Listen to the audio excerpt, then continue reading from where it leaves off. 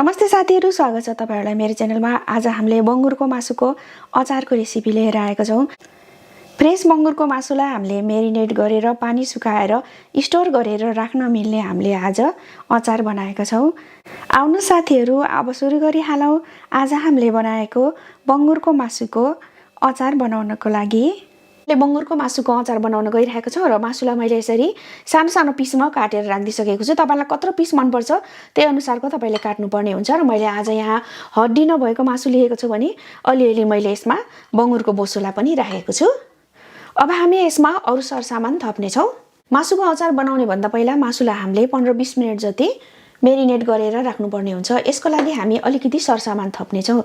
यहाँ मैले बेसार लिएको छु, बेसार म यसरी राख्दिन्छु। त्यस्तै गरेर खुर्सानीको धुलो पनि मैले लिएको छु, खुर्सानीको धुलो पनि हामी यसरी राख्दिने छौं र नुन हामी राख्ने छौं। नुन पनि म यसरी राख्दिन्छु। 2 टीस्पुन जति म सोया सस थप्न गइरहेको छु। सोया ससलाई स्किप पनि गर्न सक्नुहुन्छ। हाफ टीस्पुन जति म यसरी तेल पनि राख्दिन्छु। बंगुरको मासुमा अमिलो राख्दाखेरि मिठो हुने हुँदा म यसमा 1.5 टीस्पुन आउने जति यसरी रस पनि म निचोरिदिन्छु। मर मसला सबैमा लाग्ने गरेर हामीले यसरी मासुलाई मोल्दिने छौं। मासुलाई हामीले यसरी मेरिनेट गर्ने भन्दा पहिला 3 चोटीसम्म मैले राम्रोसँग धोएर पानी तारेर राखिसकेको थिएँ। अब हामी मासुलाई 15-20 मिनेट जति मेरिनेट हुनको लागि छोपेर राख्दिने छौं।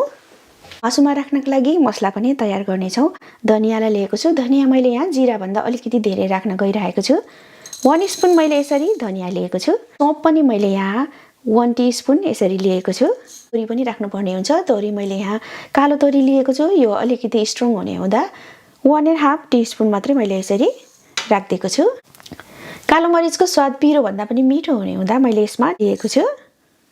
जिरा पनि मैले यसमा 1 टीस्पुन जति यसरी राख्दिएको छु। कलोन्जी पनि हाफ टीस्पुन जति यसरी राख्दिएको छु। चडा जति ल्वाङला पनि मैले यसरी राख्दिएको छु।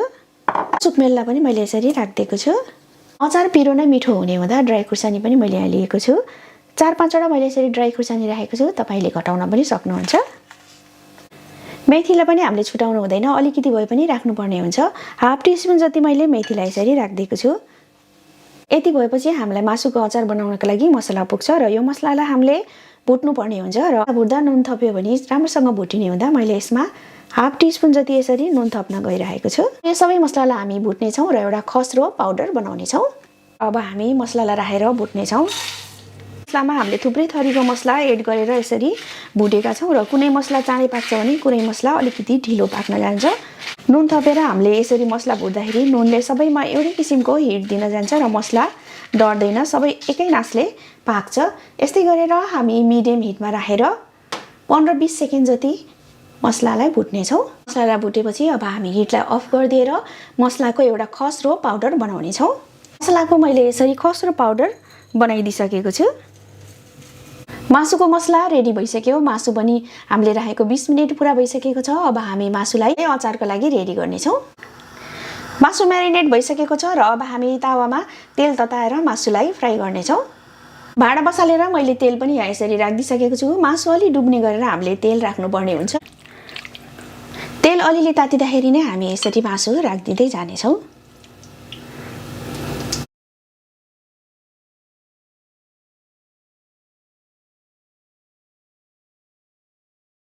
मासुको अचार बनाउँदाखेरि अलिकति धेरै नै तेल लाग्ने हुन्छ। मासुलाई हामीले यसरी छोपिने गरेर तेल राख्नु पर्ने हुन्छ र मासुमा भएको पानी सुकाउनु पर्ने हुन्छ।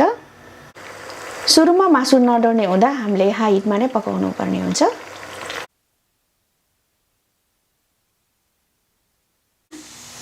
मासु राखिसकेपछि हाई हिटमा हामीले 7-8 मिनेट जति पकायौं।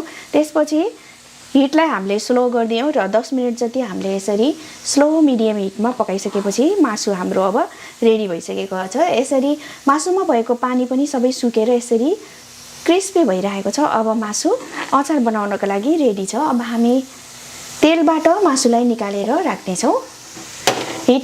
मासुबाट हामीले यसरी तेल तार्दै मासुलाई निकाल्दै एउटा भाँडामा राख्ने छौं। मासुको तेलको हिटलाई मैले फेरि अन गरिदिसकेको छु र अब हामीले मासुमा राख्नको लागि अदुवा र लसुनलाई हामीले यसरी स्लाइस गरेर काटेका छौं। यो अदुवा र लसुनको पनि हामी क्रिस्पी हुने गरेर पानी सुक्ने गरेर फ्राई गर्नेछौँ। अदुवा र लसुन अब रेडी भइसकेको छ। मासुबाट निस्केको मरमसला यही तेलमै भएको हुँदा अदुवा र लसुनमा मिठो स्वाद आइरहेको छ। अदुवा र लसुनलाई हामीले यसरी निकालिसकेपछि हामीले फ्राई गरेर राखेको मासुमा नै यसरी राख्नेछौँ। भाँडा मैले यहाँ बसालिदिइसकेको छु र अब हामी यसमा हाफ स्पुन जति यसरी ओइल राख्नेछौँ। हिटलाई हामीले स्लो हिटमा राखेका छौँ र तेल अलिअलि तात्तेपछि मैले यसमा बेसारलाई मैले राखिदिएको छु। त्यस्तै गरेर धुलो खुर्सानीलाई पनि मैले यहाँ यसरी राखिदिएको छु। हिटलाई हामीले एकदमै स्लोमा गरेछौँ, नत्र भने डढ्छ। यो फ्राई गरेर राखेको मासु यसमा राखिदिनेछौँ। राखिसकेपछि हामीले यो बनाएर राखेको मसला पनि यसमा राखिदिनेछौँ। मसला हामीले भुट्दाखेरि नै पाकिसकेको छ, धेरै पकाउनु पर्दैन। मासुमा मोल्नको लागि मात्रै हामीले यो प्रोसेस गरेको हो। नुन लागेको छैन भने तपाईले थप्न सक्नुहुन्छ। मैले यसमा हाफ टीस्पुन जति यसरी अमचुर पाउडर पनि राखेको छु।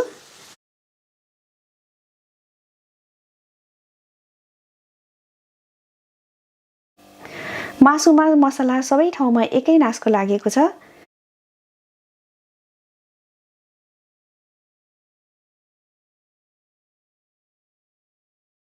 बोसो पनि हेर्नु यस्तो क्रिस्पी भइरहेको छ। मासु पनि हामीले यसरी फुटाउन सक्ने मिठो क्रिस्पी, एउटा पनि पानी नभएको सुक्खा भइरहेको छ। यस्तो मासु भयो भने हामीले धेरै दिनसम्म स्टोर गरेर राख्न सक्छौँ। यस्तो फ्रेस मासुबाट पनि हामीले यस्तो मिठो सुक्खा अचारको हामीले मासु बनाएका छौँ। म एउटा खाएर हेर्छु। एकदमै मिठो। आज मैले बनाएको मासुको भिडियो हेरिदिनु भएकोमा धेरै धेरै धन्यवाद। Thank you for watching. Bye by.